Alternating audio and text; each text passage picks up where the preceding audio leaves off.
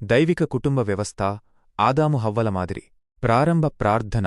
మహాపరిశుద్ధుడైన మా పరలోకపు తండ్రి, ఈ పవిత్ర సమయమును బట్టి మీకు వందనాలు.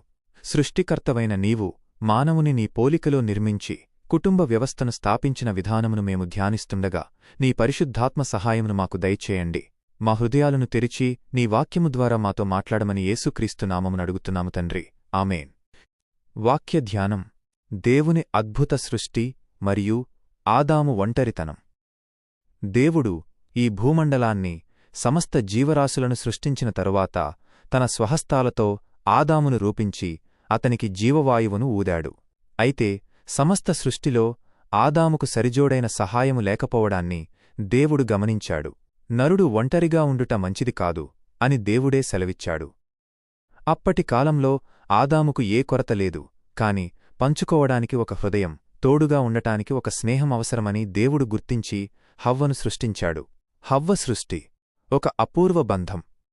దేవుడు ఆదాముకు గాఢనిద్ర కలుగజేసి అతని ప్రక్కటెముక నుండి స్త్రీని నిర్మించాడు. ఇది కేవలం ఒక శారీరక ప్రక్రియ కాదు. స్త్రీ పురుషుని పాదాల నుండి తీయబడలేదు తొక్కబడటానికి, తల నుండి తీయబడలేదు శాసించడానికి, హృదయానికి దగ్గరగా ఉన్న ప్రక్కటెముక నుండి తీయబడింది ప్రేమించబడటానికి మరియు రక్షించబడటానికి. ఆదాము ఆమెను చూసి, నా ఎముకలలో ఒక ఎముక, నా మాంసములో మాంసము అని పలికాడు. ఇది మొదటి వివాహబంధం మరియు దేవుడు స్వయంగా జరిపించిన ఏర్పాటు. అప్పటి పరిస్థితి వర్సెస్ ఇప్పటి పరిస్థితి. అప్పుడు ఆదాము హవ్వలు దిగంబరులుగా ఉన్నా సిగ్గుపడలేదు, ఎందుకంటే వారి హృదయాలు పవిత్రంగా ఉన్నాయి. దేవుని మహిమ వారిని కప్పి ఉంచింది. వారి మధ్య ఎటువంటి దాపరికాలు లేవు. ఇప్పుడు నేటి కాలంలో కుటుంబాలలో విశ్వాసం కొరవడుతోంది. ఒకరికొకరు తమ మనసులను విప్పుకోలేకపోతున్నారు.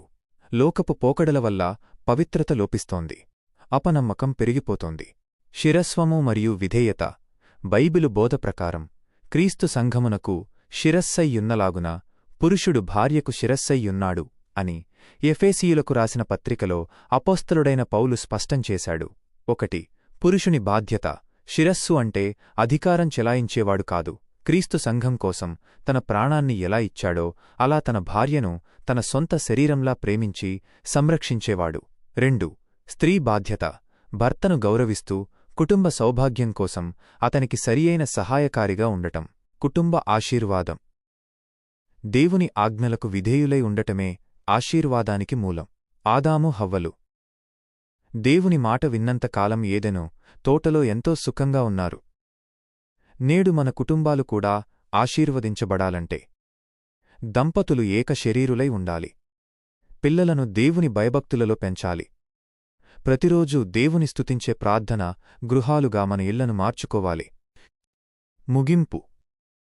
దేవుడు ఏర్పాటు చేసిన ఈ పవిత్ర బంధాన్ని మనం గౌరవించాలి.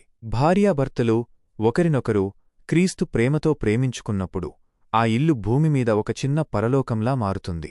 లోకపు శోధనలకు లొంగకుండా దేవుని వాక్యమనే వెలుగులో మన కుటుంబాలను నడిపించుకుందాం. ముగింపు ప్రార్థన. ప్రేమగల తండ్రి, నీవిచ్చిన ఈ శ్రేష్టమైన వాక్యమును బట్టి వందనాలు. ఈ ప్రసంగం విన్న ప్రతి బిడ్డ హృదయంలో నీ వాక్యం ఫలించునుగాక. కుటుంబాలలో ఉన్న మనస్పర్ధలను తొలగించి ఆదాము హవ్వలవలే ఏకత్వముతో పవిత్రతతో జీవించే కృపను దయచేయండి. పురుషులు తమ భార్యలను ప్రేమించేలా, స్త్రీలు తమ భర్తలను గౌరవించేలా సహాయం చేయండి. మా గృహాలను నీ మహిమతో నింపి ఆశీర్వదించమని మా రక్షకుడైన యేసుక్రీస్తు నామమున ప్రార్థిస్తున్నాము పరమతండ్రి. ఆమేన్.